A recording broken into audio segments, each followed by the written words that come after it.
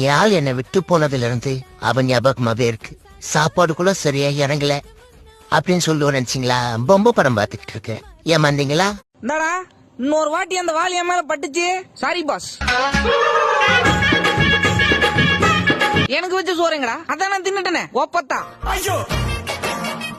கொஞ்சோண்டு குடுக்கலனா கூட பிரச்சனை இல்லைங்க, கப்பையே சேர்த்து முழுங்கிடுவான் போல. ஒரு நிமிஷம், இது என்ன மாதிரியான அட்டாக்கிங் செயல்றது?